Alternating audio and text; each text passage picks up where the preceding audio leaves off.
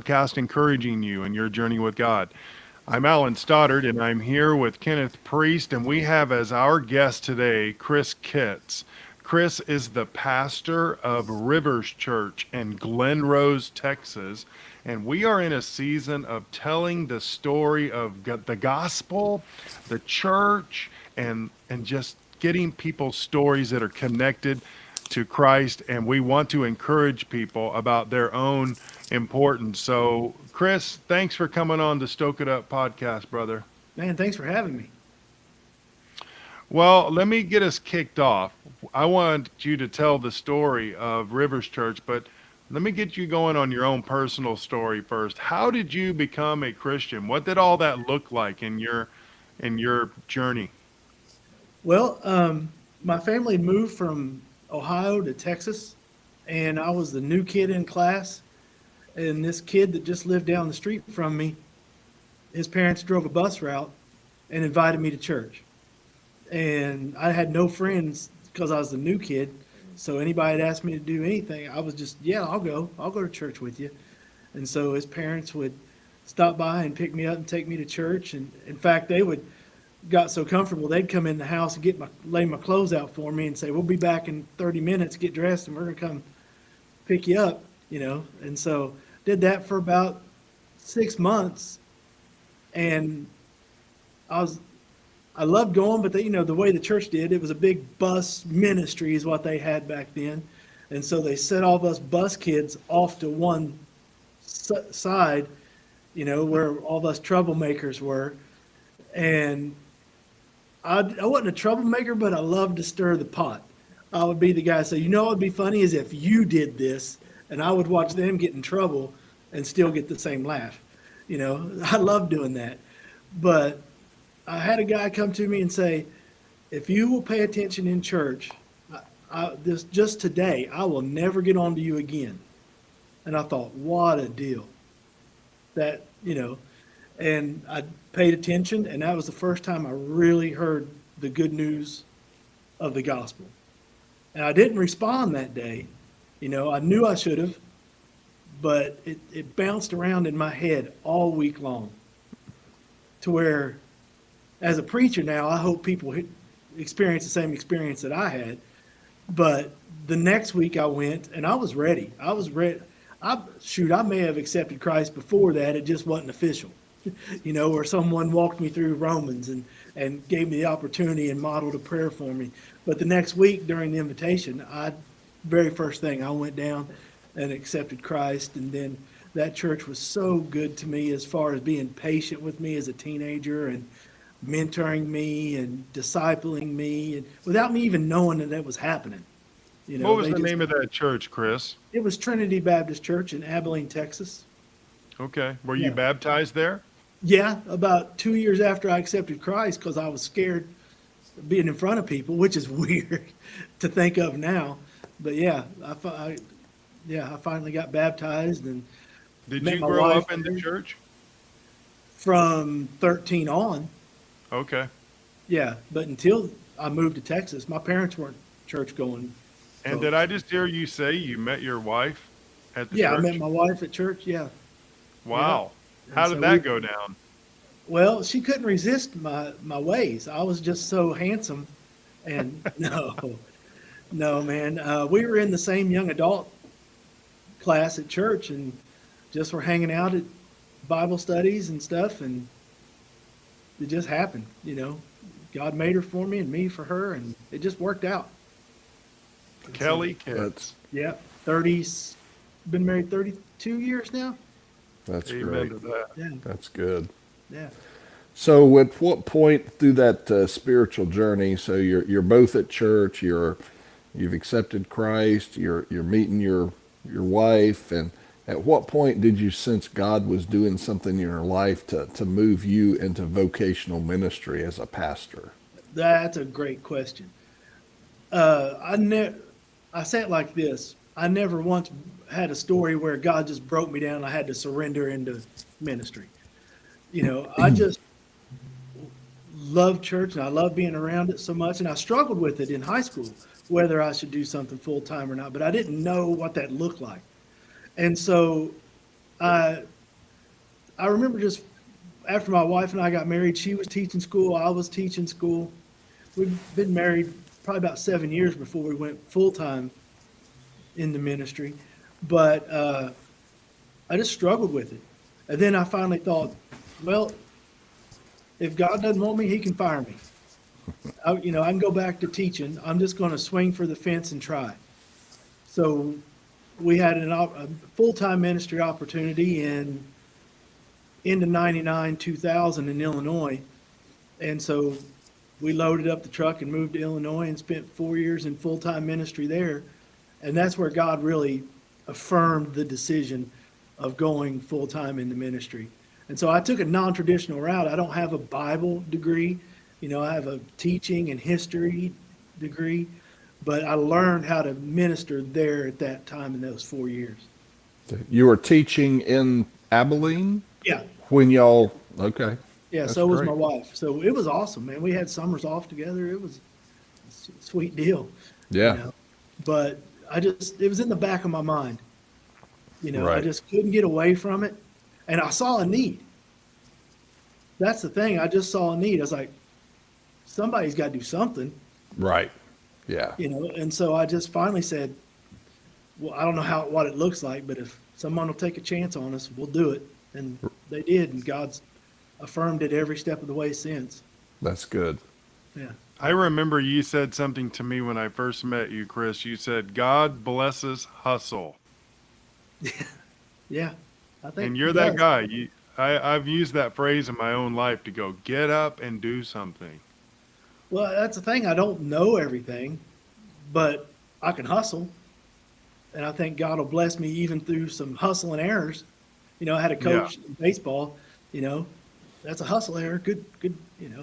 I heard that a lot because I can't see. So, yeah. So tell us about your connection to Lonnie Lerman, the pastor at Granbury Baptist Church, and the Baptist Bible Fellowship. Well, the church I went to in Abilene was a Baptist Bible Fellowship church, and Lonnie grew up 30 miles from me in Sweetwater, Texas. So we knew of each other in high school. Like my church would do stuff with his church. He's a few years older than me, so he went off to Bible college first. And I went 1 year to Bible college and then came back and went to a different school. But he was hired as Trinity's youth pastor. So we knew each other at Bible college. But then when he graduated, he came to the church that I was going to as a kid, as a young man. And then from there, we started, we were already friends. So we started volunteering, working in the youth ministry there. And then from there, we've always been fairly close. When he moved, I was in the youth, so I took over the youth there. I was part-time, I was still working another job, but then he moved and we did that for, I don't know, 18 months or something before the place in Illinois opened up, and that came through a relationship with Lonnie as well. He was there doing music and worship there, and young adults, young marrieds there in Illinois. They were looking for a youth pastor. He said, my friend Chris would be perfect for this. And so that's when we loaded up lock, stock, and barrel and moved to Illinois. And, we worked there for 2 years together. And then that's when he surrendered to pastor. He's like, man, I've got to do more than what I'm doing right now. It was pretty neat to be on that side of it. And that was when the internet started taking off. And so we were looking at ministry ads online, and we saw one for a little church in Granbury, and he came down and looked at it, and on paper it didn't make sense for them to take him as pastor because they were looking for an older man to just be a good teacher. But once he came, God worked that all out, and he came to pastor, and the church was running about 30 people then, and barely could take him on full time. And then I stayed in Illinois while he was here for another 2 years. And then the church here started growing. And, he and I were talking on the phone quite a bit. And I don't know, God's just working it out. I couldn't complain about the church that I was at. They were great to me. The youth department was doing great. But I just felt something stirring inside of me that we needed to, go help down in Granbury. So we went back to teaching. So we moved to Granbury the summer of '04. And I went back bivocational at that time and did that for 2 or 3 years. And then went full-time at Granbury, I had so many titles, it didn't really matter. You know, because it was just, I was youth pastor, family pastor, executive pastor, but it was basically doing the same job, just whatever needed. And then from there, the church started growing, and we kept talking about planting a church, but we just talked about it. We never really were serious about it till there was a contingency of people. We were out of space here at Granbury. And just practically, we had 25, 30 people driving 15 miles from Glenrose to come to church in Granbury. Yeah. So out of necessity, we thought, well, let's start a service in Glenrose so we can free up some space in Granbury. Yeah. You know, and we didn't really think it through. It's not like we had a church plant model, or we just rented a building and started having church, and I didn't even know everybody's name. If I had it to do again, I would not have done it that way. But again, God bless us hustle, you know, and ignorance, you know, so yeah. And so in '09 is when, you know, from '04 to '09, the church in Granbury was just growing fast. I mean, we built the same wall and tore down the same wall multiple times, trying to reconfigure building space and all that. And so we finally just decided, we were in a staff meeting talking about it. And this is how I ended up being the lead pastor in Glenrose. I said, are we just going to talk about it, or are we going to do it? And I guess that raised my hand to volunteer, like, all right, it's up to you. And the original plan was for us to go down, start the church, and then let them call their own pastor and me come back and do what I was doing. And I think God knew how to speak to me in a unique way to give me the courage to do something without having to have the courage to do something, you know. And so that was in '09 is when we first started the church there in Glenrose. All right. So your church has been going now for 16 years. Yep. And you started out with that 25 to 30. Did all of the ones in Glenrose that were driving commit to be a part of that launch, or? No, we originally just asked for whoever, because we did, the main thing was space. Yeah. And it's a 15-mile difference. So some people that live on one side of Granbury, it's actually closer for them to go to Glenrose than it is to drive across town to go to the church in Granbury. So we asked people that would come some people to commit for 6 months, some to a year. And basically that, you know, not even say you have to be long-term Glenrose people, Yeah. you know. And for one, that helped us have cars in the parking lot when we first started. It looked like something was going on.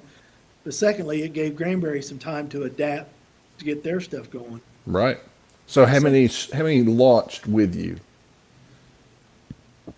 Do you remember? Maybe 15. 15? Okay. Yeah. Yeah, with my family. So we had probably 20 people when we started. Okay. Yeah. That's just a good little core, small group to get things Yeah. rolling. When did you launch? Was it targeted? Hey, we did Easter, we did the beginning of the fall, we did. From the time we decided to do it, we had a 3-week turnaround. Hmm. We said, let's do it. We went down, looked for a building, put down a deposit, cleaned it, hung up some TVs, and started having church. That's Wow. good. When was that? What time of year?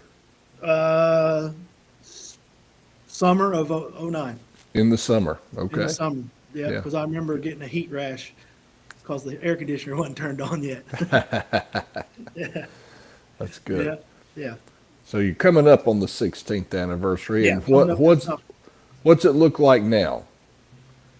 Well, we rented an old bar. That's where we started. It's called the Down the Road Club. And so we were there for a while. And then from there, we had a little lady named Treasure Welch. That her husband was a pastor of a primitive Baptist church there in Glenrose. Yeah. And her husband had passed away. She was they were renting that property out to an Episcopal church at the time. And she just kept visiting our church saying, you need to check out this property. You need to check out this property. And we didn't have 2 dimes to rub together. But I said, okay. So for a year, I would hop the fence and go pray over that property before I said anything to anybody. And just long story short, we were able to purchase that property and build a new building. And, you know, and we could have got that for a lot more. She could have got a lot more money for that property, but her husband put blood, sweat, and tears into that church, and she wanted that property to remain a gospel-centered church. That's good. So they took a loss on it, but God blessed us with it. That's So right. we built a new building, and it's 10 years now. We've been in our new property. Okay. And what's your group look like now? Well, I tell people I feel like that church has been planted 3 times. Yeah. And it started growing. We were making our own, and there was a big oil boom here in this area, and it dried up overnight. So within 6 months, every giving family that we had and serving family moved. So it was back down to my wife and just a few people and I. And the church here in Granbury paid my salary the whole time. Oh, wow. That's great. They took a sacrifice and believed in us and wanted us to succeed. And so they went back to helping us pay some of our bills and utilities and things like that. Church came back up, then in 2000, 2020, I say 2000. Yep. With the pandemic, we went from about 120 back down to about 75 to 50. Yeah. And when you're a smaller church like that, it shows up pretty fast. It does. But the good news is when you have a few seats full, that shows up pretty fast too. Yeah. Right. So you have a few families come that are guests, you look like you're just packed. And so, but now we're back up. We're running about 100, 125 again. Yep. Yeah. And what's your blend look like? You got young families, you have young children, students, youth. Well, What are you reaching? everything I've read, and I'm starting to see it to become true. You, as the lead pastor, you attract people 10 years ahead of your age and 10 years below. And I see it. Yeah. I'm 54, and so we have up to 70, and then I think down into the mid 30s, but we don't have as many young families as we used to because I'm not around those people like I was. My season of life has changed, and so when I had kids at home, I was around other parents. Now it's just different. So we've made the commitment. We've just recently hired a part-time children's person that she stepped out on faith. She was a school teacher and took a drastic pay cut to help us do that. And we have a youth pastor or / worship pastor that does our youth. And it's been slow going, but it's working. That's good. Yeah, we had, I think, 35 kids this last Sunday, which is great for us. Yeah, that's good. We were down to Wow. 4 for a while. And so since it's 35 kids in a church running 125. yeah. Man, that's really good, I think. Mm-hmm. I can't complain about it. I mean, I looked around Sunday, out of necessity, we had to start having kids in during worship and then dismissing them out. And so when we dismissed them out this week, I was like, wow, look at all these kids. And so, That's good. yeah. So thinking about your how the gospel impacted you as a youth, how has that impacted how you're doing ministry in your church today? Oh, it's just shaped me. Everything is relational. To build relationships with people. The church I grew up in was pretty legalistic. They were great people. Yeah. They would do visitation on Thursday night and lead hundreds of people to the Lord and come back and have pie and have a tote board, and everybody clap like it's, they're selling timeshares. but there was no relation with that. It was just different. And then inside my head, even as a kid, I was like, we're not following up with these people, so we Yeah. have a good, for me, it changed me to where I wanted to have a good balance. Yes, we're evangelistic. Yes, we want to tell people the gospel, but how we do it is through relationships. Yeah. That's good. Yeah. And so that's the whole vibe of our church, is just relational, just doing life together, showing up to stuff with people, and through that meeting more people, Yeah. and doing it through relationships. Chris, tell us how you approach the use of social media and website toward doing ministry and reaching people. Well, first of all, I'm a cheapskate. I don't like spending money at all. And so, and I'm a nerd.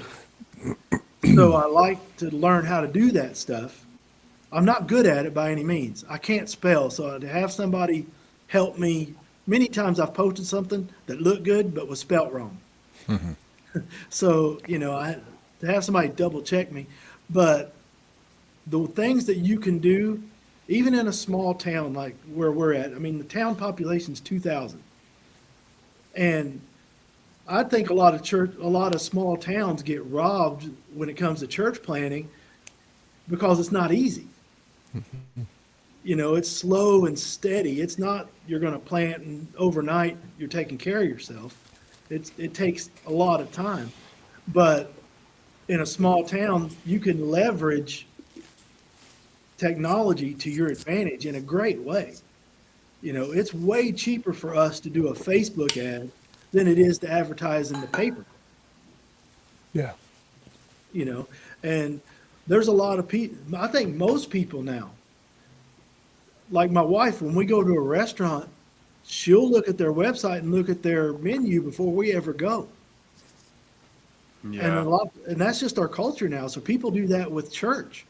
They'll check out our website and they'll watch one of our services, or they'll see a clip from one of our services online before they'll ever think about attending, unless someone just invites them. And so every time I ask people when they come, how did you hear about us?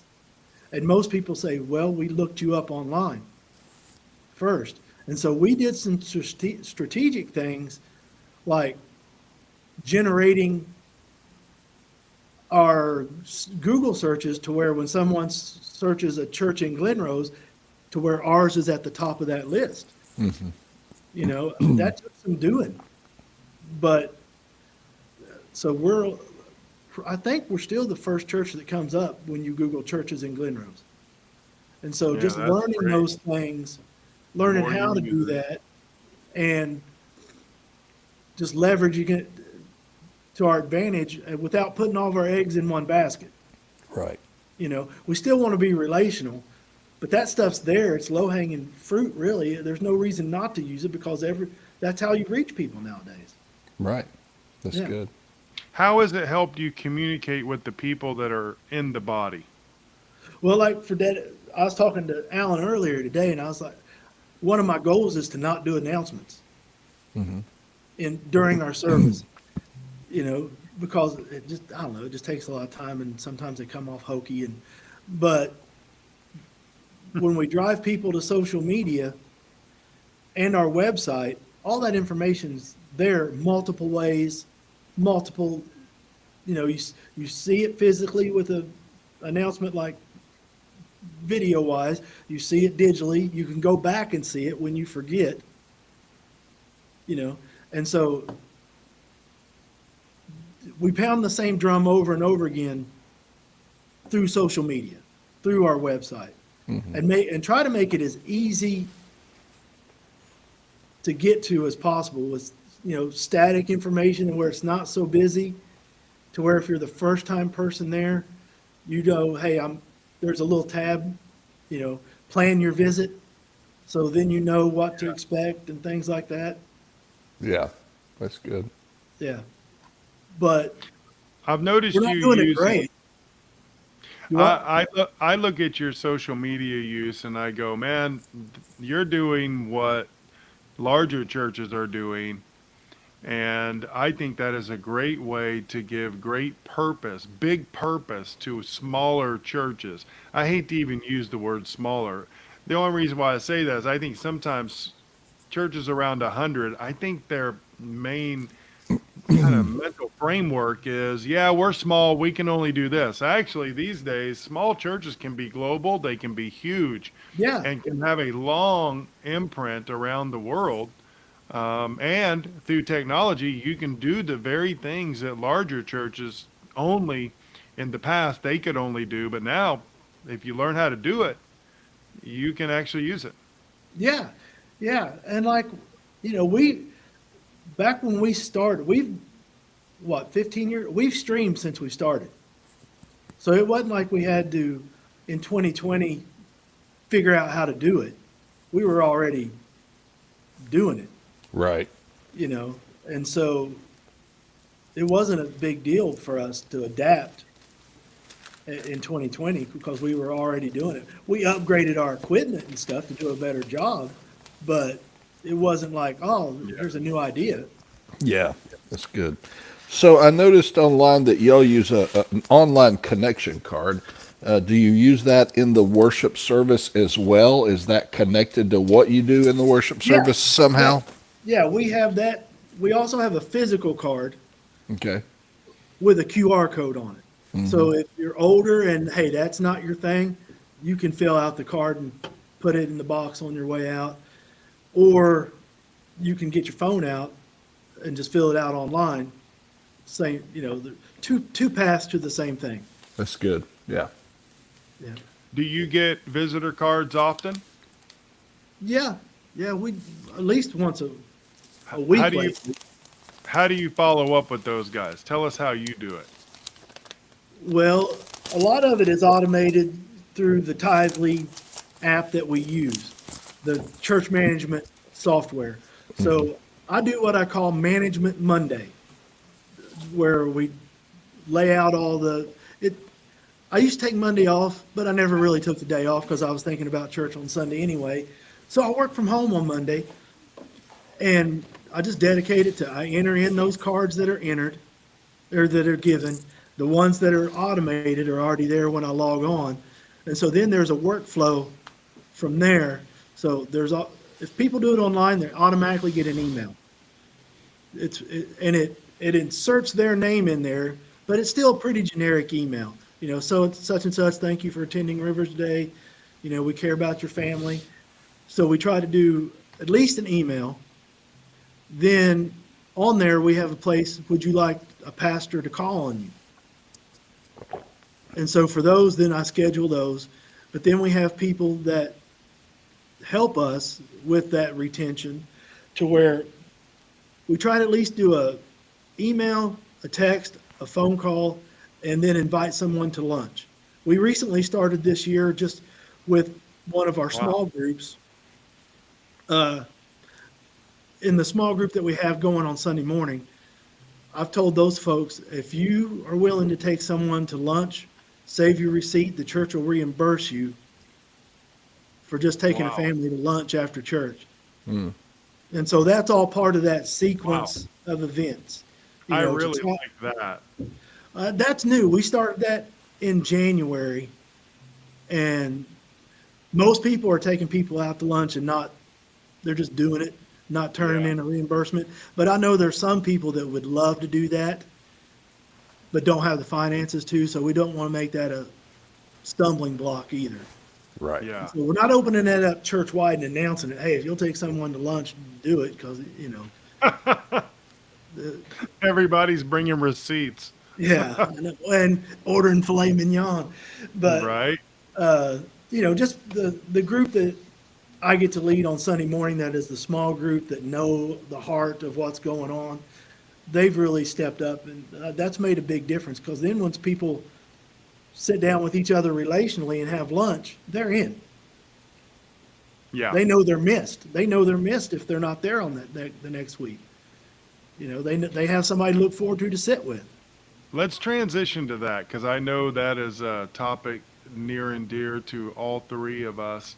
Um, you probably don't know this, but the sermon based small group research I did, Kenneth took it and he put it on some steroids specifically for church revitalization, primarily through Southern Baptist churches, but I don't think only. And so Chris has been interested, has employed sermon-based small groups a little. Tell us about that, Chris. Well, through our relationship, we've had coffee a few times, and I knew we needed to go do small groups. I just knew it. We weren't doing it well at all. And so starting 2024, we just made a big push. I had two guys willing to lead a small group. And so I did one on Sunday morning. There was an old Sunday school class that we just became, we just didn't kill the Sunday school class, but we call it a small group, which it is. Yeah. And then we have two others going now. So we have 3 out of 100 something people going. So our goal is to start 2 more this year. But we really made a push of it. And I met with those guys and said, here's what we're going to do, which took a lot of work on my part that I usually didn't do, was I'd plan really far in advance sermons. So they would at least have an outline of what we're going to be talking about. And then we hired our children's pastor. She writes our own curriculum to match what we're talking about on Sunday morning. Wow. So families can talk about the same thing at church, all week long. And so with those guys, we just said, hey, here's what we're going to be talking about, but let the Holy Spirit lead in that. It's not curriculum. It's not, anything other than let's just talk about what we learned Sunday morning and how can we apply it. What questions do you have about it? And it's that simple. It's not that hard. And from there, people bought in. It wasn't hard. It was an easy win. There wasn't a lot of homework involved, but people started doing life together, and then they started applying what they were learning. Then we had a reading plan that went along with what we were teaching, and it just kind of got everybody rowing in the same direction. It's good. And again, we're not killing it by any means. We can always improve on that. But I've seen within a year the direct result of making the decision just to go sermon-based small groups. Wow, that's exciting. That warms my heart. Yeah, that's good. And I appreciate the investment in me, man. Because I knew we needed to do it, but I didn't know how, and I was making it a lot harder than it had to be. Yeah. And just Yeah, by that's going what I love just about going by sermon based freed up a couple of guys that were willing to do something, but thought they had to have degrees in theology to be able to lead a small group. Yeah. Yeah. So we made it attainable, and my relationship with those guys have changed just by working on that together. That's good. Chris, what do you think is the future? What's on the future heart and mind of Chris Kitts for Rivers Church and for Glen Rose, Texas? Man, I pray about this all the time. I think where we are in Glen Rose, Texas, will be the last of the churches where you have a building and people come to church on Sunday, and it's just cultural that way. Culture is changing all the time, and I don't know if it'll happen in my lifetime or not. I just don't know. But I think the day of big buildings, all these programs, which are fine. I have no problem with those things, but I want to be able to adapt with culture as well. People don't respect Sunday like they used to. That you have ball tournaments now on Sundays. Wednesday nights, kids have practice. Work schedules, people work shift work that are 24 hours a day. And so to adapt to that is going to be the future, I think. To where Sunday is not necessarily the win, but ministry throughout the week is the win. Does that make sense? Man, it sure does. That's good. I pray we can get Yeah. there. And it's not like I want to abandon what Yeah. we're doing, but I don't want it to be the be all end all either, because culture is changing. If we don't reach people where they are, why do what we do? Yeah. Yeah. Well, Chris, thanks for coming on the podcast. We could keep going, but I need to get us off of here so that we can still have a listening audience when it's all said and done. Yeah. But thanks for coming on. What an amazing story. Just to hear that story, I pray that everybody will really tap in and go, I want to be a part of something like that. And you can. If you live in the Glen Rose area, of course, go by Rivers Church. Join the movement. This is a movement about God. It's a movement about the gospel of Jesus Christ, that Christ died for our sins. He was buried and he rose again on the third day. And when you cross that line of faith and jump in, you get involved in something called the Great Commission. And that's what we're talking about. God That's right. takes individual stories and he wraps them around this Great Commission to go and make disciples of all nations. We join him in preaching the good news of Christ, and he uses your life in a very simple way. And so we want to encourage people to get into local churches, get busy, and be a part of something. It may seem small, but it's not small. It's big when God is involved, because he is big and his mission is big. So we encourage you to jump in. Chris, thanks for being with us. Hey, thanks, Kenneth, man. I appreciate you guys. I'll see you, Kenneth, next Absolutely. week, okay? And All Alan, I'll right. see you in Looking a forward little to bit. it. All right, Okay. man. God We'll bless see you guys. everybody. We'll see you next week on the Stoke It Up podcast. Oh, I hope we didn't lose Chris. Oh, no, there he is. Okay, good.